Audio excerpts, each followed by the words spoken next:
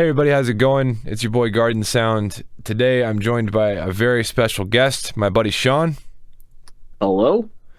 Sean is a newbie at production, not a newbie with music. And so I decided that it would be cool, since he hit me up and was like, hey, let's do lessons or something, to film that process so that you all who are learning Bitwig could learn alongside Sean, and I could teach to somebody actually real and not just the camera, and maybe that experience would be something beneficial or more beneficial than what I have been uploading. So something I feel like that's been missing in my tutorials is another critical voice. We have the corrections section, which I still want to do, but I think this way we'll have an actual another human person who can say, hey, what about this, as I'm teaching. So that, yeah, again, it's not like I'm talking to just a camera. I'm actually talking to somebody who wants to learn. So that's what we're doing here. Also, this video should be coming out on Friday, the 15th of September, which means that I have been sober for a year. Yay! Congrats, brother. Thanks, man. And That's huge. That's huge. yeah, so I figured this is like kind of an awesome opportunity here to start something new, something fresh. I know that Mr. Bill has done a series in Ableton several times because I've helped him film 2 of them, where he takes you through the entire process of writing a song, and that's what this is. So we're going to start at the very beginning of how to write music in Bitwig, and I'm going to teach you how to write everything starting from absolute scratch, and we're going to have sort of a loose goal in mind of what we're going for, and I'm going to put these videos up on my channel. They'll be 30-minute segments each, and it'll take you from the very beginning with nothing on the screen to the very end where we press upload and actually upload this song to Spotify. So that's what this series is going to be, the full Monty. So that means that Sean, you need to come up with an artist name so we can put it on Spotify. It always has had to be Big Bear. Big Bear. All right. So we'll just call this Garden Sound and Big Bear. We'll call it Garden Bear. I love that. So here we are in Bitwig. We've got a brand new audio track here. A brand new session. And we've got an instrument track and an audio track. If you're ever confused about whether or not you're looking at an instrument track or an audio track, you can take a look at the icon that is in the bottom left of the track's title bar.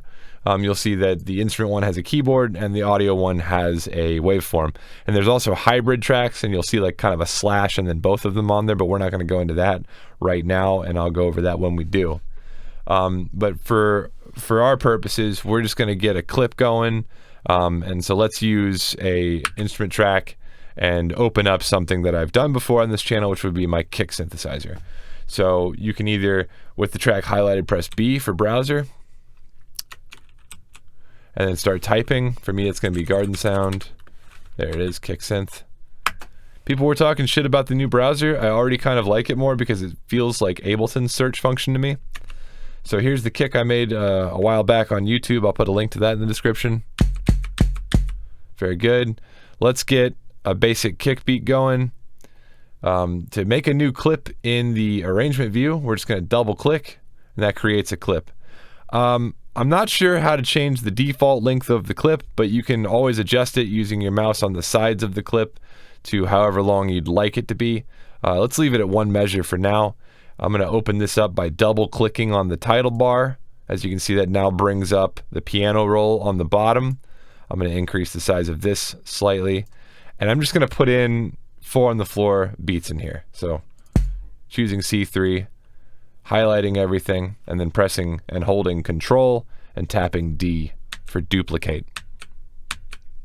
That gives us 4 kicks, and if we want to, we can loop this section and listen to it by holding Control and pressing L.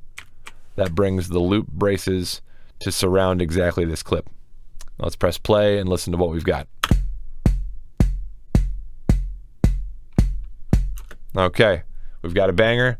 Let's go ahead and export it and put it on Spotify. I'm just joking.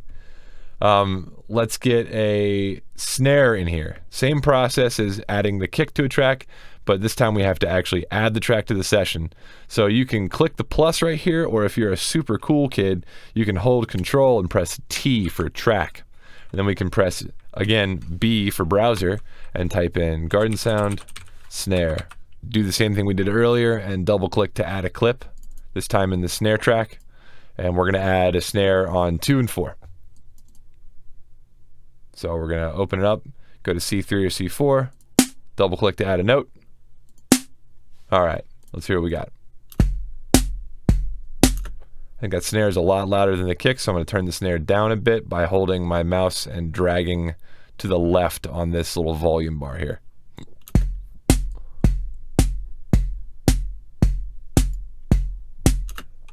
Nice, that worked out to be a even -20.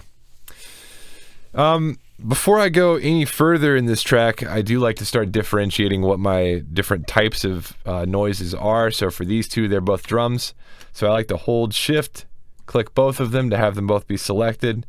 And then we are going to press and hold control and then G for group. That'll group these two together. Then I'm going to hold control and press R for rename, and I'm going to name this drums. I like to color my drums red. So that's what we're going to do. Cool. All right, so we've got our kick and our snare in here. They're in a track called drums. We can add a little bit of compression, maybe later, to kind of squish everything together.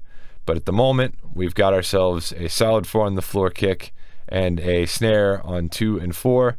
Let's change that up a little bit, maybe change the tempo a little bit. Sean, did we stay at 110 on the song that we were working on, or did we change the tempo? It's 100. I have it right here. It's 100. 100? All right. I've had No Dice by Tipper stuck in my head. I kind of want to try to imitate that a little bit. So let's, it's one of his like chiller songs. So let's, I'm going to manipulate the kick a little bit until it sounds like that does in my head. So I'm going to just either double click to do away with, or you can drag your selection tool here and press delete or backspace on the keyboard to get rid of a note. But let's see if we can dial this in.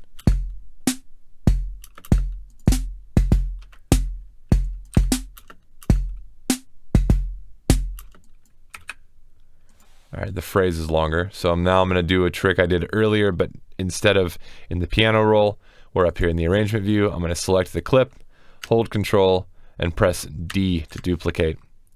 I want to do that for the snare track as well. And then I can hold shift and select everything, and then hold control and press L to extend the loop brace.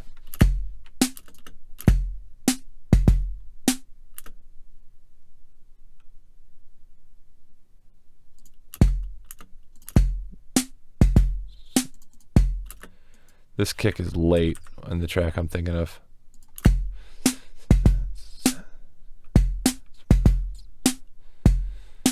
Yeah, it's basically it. It doesn't do it twice on the second go around, so I'm gonna take one of these away. Kind of like that. Then what we can do to vary this up even more is duplicate everything again, Control D. And on the second one, we can place this kick, I don't know, maybe here. Now we've got an entire phrase that we made out of just a couple of clicks. Parsimonious, I believe, is what the Brits would say about that. A couple other tricks we could do just for the sake of housekeeping. If we want to get all these clips off the screen and have them be a little more organized, we can select the first one, hold shift and select the last one. Then we can hold control and press J. That's the consolidate command. It just consolidates all the clips into one. If you didn't know, that works for both MIDI and audio. Helps you clean things up and shows you kind of where the phrase length is. Does that make sense? And then I'm going to do the same thing for the snare, even though they're all identical. And that would be Control J for consolidate. For some reason, my brain thinks Control J join. That's how I remember what the command is. But the technical Control J for consolidate. Yeah, exactly. But Control J for consolidate. But I always think of Control J join. That's kind of how I keep it. That makes sense. That's a good one. But if you talk to people who do like programming and development, a join is something totally different if you're talking about databases. Anyway, side note, a real side note there. All right, so we've got our kick, we got our snare. What was the next thing we should add, Sean? Was it just like some audio to like mess around with? Yeah, we had just some kind of synth pad going behind it. Actually, you had a soundbite that you loaded. It was maybe at this point we should grab that file you sent me and see if we can manipulate it a little bit and fit it in here. That'd be kind of fun. All right. I'm cool with that. So I think at this point you understand how to create a clip and you understand how to create, how to move around a little bit in the program. Let's throw a wrench into everything and I'll show you how to open a project that somebody has sent you, and then we will pull in some audio from that project into this one. But I'm going to go ahead and do a save as. I'm going to save this as new Garden Bear. All right, and then I'm going to get Sean's thing that he just sent me from Discord and open it up inside of Bitwig, and we'll start dragging stuff from it. All right, let's open.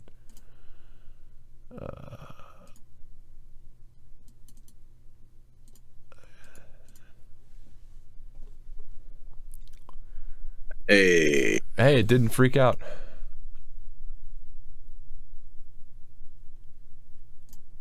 All right, so this is what you and I were working on last time. Yeah, me and you just did the kick snare, Yep. And then we did the knot drums. Yeah, we added some files down here, which I think I'm just going to grab this knot drums section and just pull it over to our track, which is kind of neat that you can do that. That works. So do you see here how when I opened this project, it added a tab up here on the top left? Yes. All right, so Ableton does not do this. It can't do this. But you can have multiple projects open in Bitwig. It'll keep going. You can you drag that knot drums up to the other tab? No fucking way. Yeah, way. Dude, that's dope. Isn't that fucking cool? That's dope. Yeah, man. So anyway, yeah, that's exactly what I wanted to do with this project. But all right, so back I over. heard your excitement when it clicked with me. Yeah, man. All right, so let's listen to what we had over here. I hope it won't influence me too much, but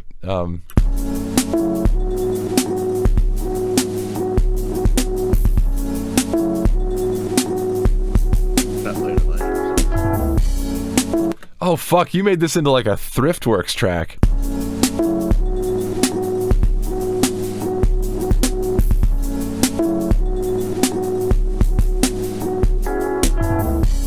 Oh, you added some little tom fills and shit in here?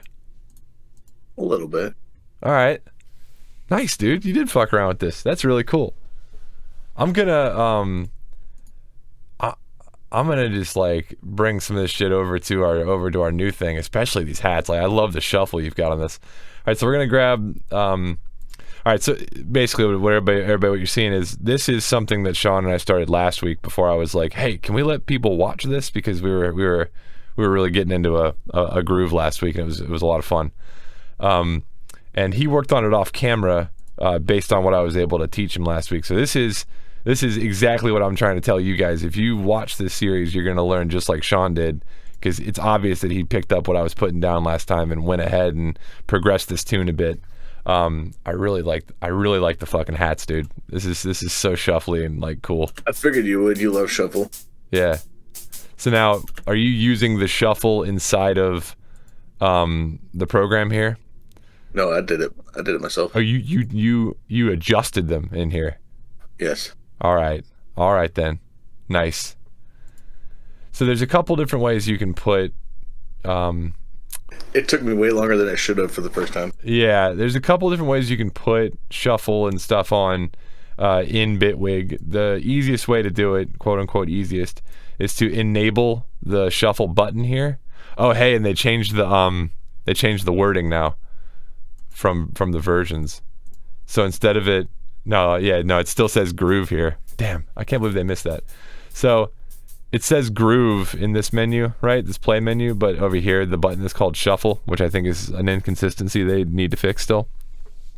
But by clip you can turn on and off the shuffle mode, and that enables. Yeah, I can hear the difference.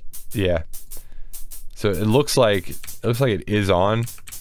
But so it must have been on. It must have been on when I did it. Hey, whatever. I didn't even notice it. Again, if it sounds good, it is good. So we've got Shows you what I know yet. If it sounds good, it is good.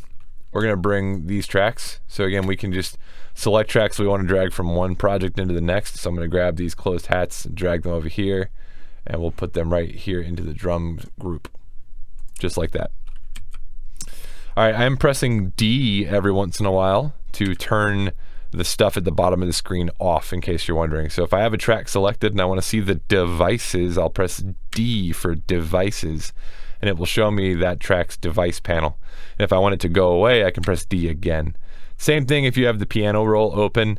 A really fast shortcut just to get rid of the piano roll is to just press D to bring up the devices menu, and then press D again real quick to get rid of it. So again, here we are in the piano roll, and I'm just going to get rid of it. Got to go on DD, and we're back to the screen with the maximum real estate that we can claim. Okay, one more thing to note about switching tabs here. If I switch tabs over here to new Garden Bear, right? I had to click that button that I may or may not have left in enough meat there for you to see it. But basically, the audio engine is only activated on one tab at a time, right? You couldn't have every single track playing at once. That would just overload the system. So what they've done to get around that, like when I switch tabs here to old Garden Bear, you'll see that if I select the beginning of the track and press play, nothing happens. That's because the audio engine isn't active, and they put it in a really smart place here because that's where the play button would be. So you look down here, you try to play it, and you're like, oh no, I can't play it. So you come up here to click it, and you're like, oh, and there you go. So now it's loading all the plugins, and we can press play over here. I have some things soloed. Anyway, so let's go back to our new Garden Bear project by using this tab. And again, I have to activate the audio engine. All right, we're back in. I'm going to take a look at Sonobus, make sure that's still connected. This is a plugin that is allowing Sean to get real-time play from the DAW, and I probably should make a video about Sonobus. I don't think I ever have. So it's dope, though. It is dope. It allows like direct streaming from person to person losslessly, and anyway, it's free as well, which is awesome.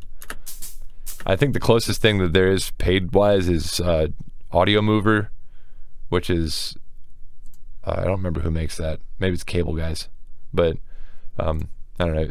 That costs money, and Sonobus is free, which is great.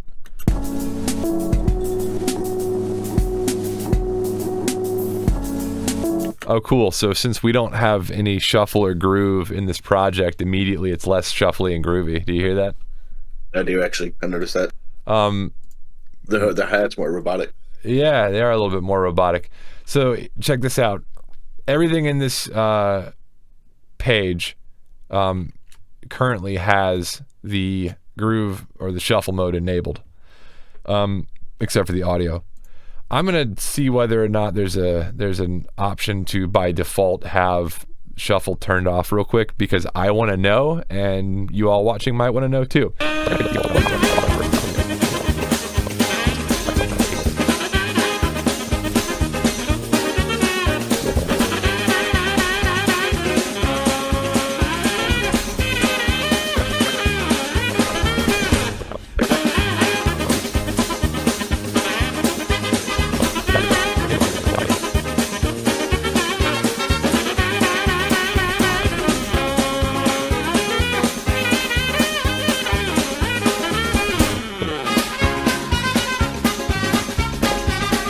Okay, doesn't look like that's an option.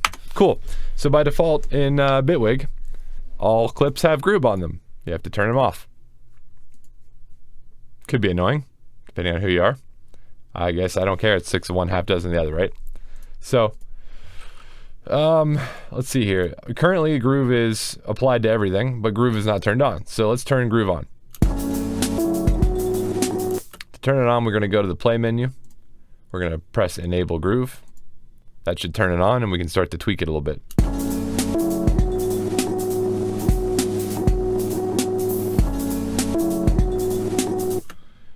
It's kind of obnoxious on 16th rate. Yeah, Let's do it.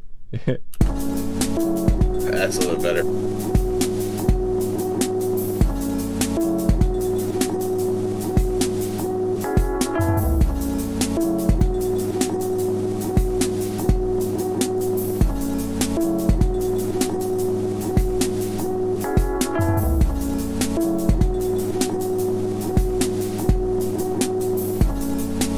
All right, one of these kicks is too sudden, so I'm gonna turn it off, or at least move it. I don't like those two together.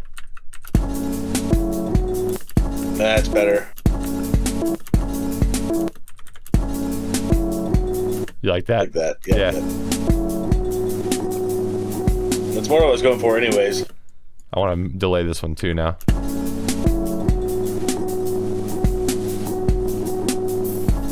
I like that better. Let's just get rid of this one so it's the second time through now is a little bit more like this.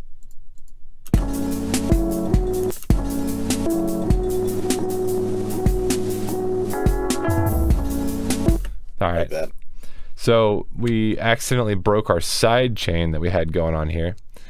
So for those of you who don't know, sidechain synthesis is when you have a signal that reduces the volume of another signal, okay?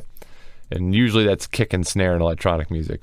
You can do that really simply with the compression tool or the dynamics tool in Bitwig. Sean and I found that our favorite default, and we got to get into defaults too. Shit. All right, let's show people how to add a sidechain. Let's start there. So we're skipping ahead a bit. We've got audio here. It's in its own group called Not Drums, which is improperly formatted, Sean. It's got to be all caps, man. There we go. My bad. You're not my dad. That was me. You're right. B for browser. Dynamics. All right. So this dynamics plugin by itself will either apply upward or downward compression depending on the settings. When we just add it to the track, it doesn't do anything. What we want it to do is to duck everything inside of the Not Drums group, which is where we've applied this dynamics plugin, when the kick happens, right?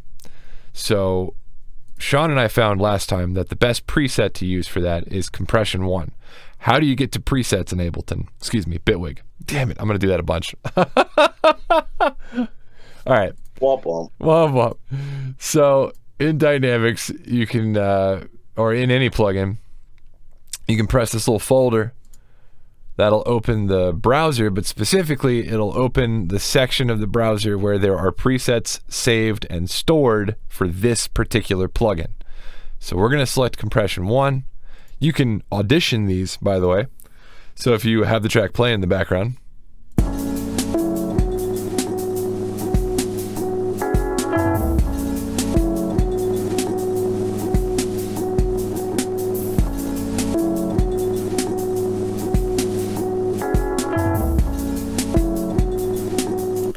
you can hear different ones.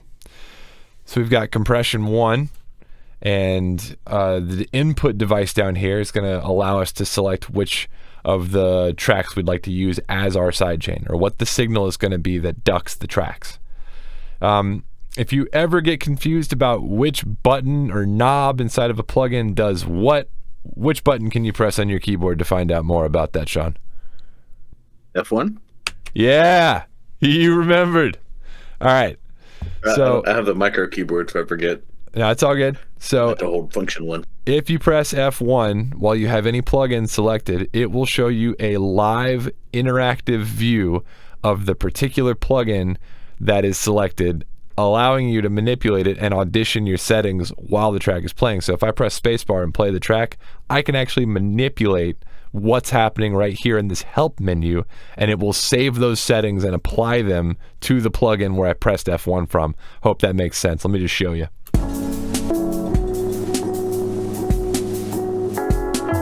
All right, so I want more attack, so let's do that.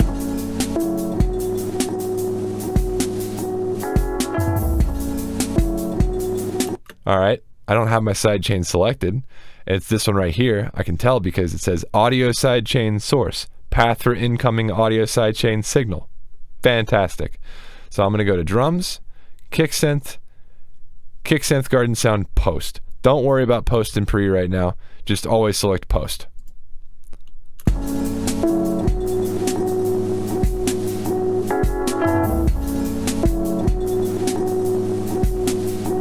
All right, this release knob here is going to determine how quickly the sound is going to come back after the kick. So if we turn it way down, it's going to just be super snappy.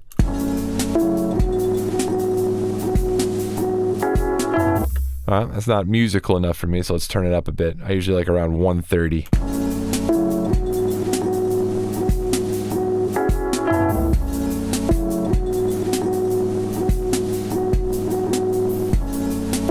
All right, cool. I want a harsher knee on it, so I'm going to turn the knee down.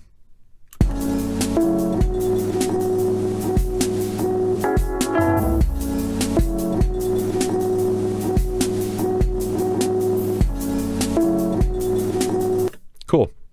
All right, let's close the help menu by pressing F1. And you can see down here, our compressor looks exactly like it did a second ago in the help menu. All those settings have been applied. Very helpful. Thank you, Bitwig. Now, there was when we were auditioning the compression different presets earlier, there was one that added a little bit of hiss that I actually liked a lot. So I'm going to add another dynamics plugin, which we can do without turning up the output or anything. It doesn't really change the signal much. It's just going to add saturation. And I'm going to open this folder here, as we've already discussed. That opens the presets. This synth compression 2 sounded pretty dope when it was playing, so I'm going to put that after our sidechain just to give it a little extra saturation. Which, in the old days, they couldn't do because they would run out of compressors in the studio, but since this is, you know, modern day and we have computers, I could just go D, D, D, D, D, D, D, and keep adding compressors like that if I wanted to. Now, that's going to sound like shit, so I'm going to delete a bunch of these, but just to give you, you know, for the sake of argument here, I can add infinite compressors to a signal. We'll get into why this is cool and a thing you should definitely try at some other point in the series. But yeah, computers really make this process, I don't know, a whole different thing than it used to be. It's not the same game anymore. And if you don't believe that this isn't changing the signal, we can A/B it by turning it off while it's playing and then turning it back on using this button.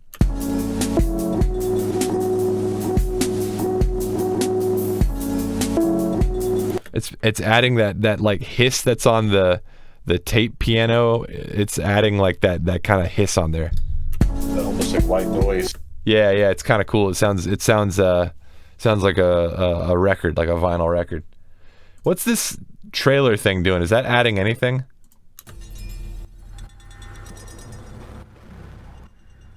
We can barely hear that in the background. I think the part of that really drew me was those like tinkly sort of things. All right, so this is gonna be new content here, Sean. So we've got everything that we like in here. I'm gonna add this phrase to, you know, again to our the rest of the track here by selecting these two and holding Control and pressing D. Very good. I'm gonna select everything. And I'm going to press Control L so that the loop is extended. And I was just thinking and talking to myself here, what is this little sample hybrid trailer or whatever that we added even doing? I can barely hear it when it's playing, right? So I think what I liked in there was those like kind of tinkly sounds. So I'm going to add an EQ so that we can isolate those little tinkly sounds.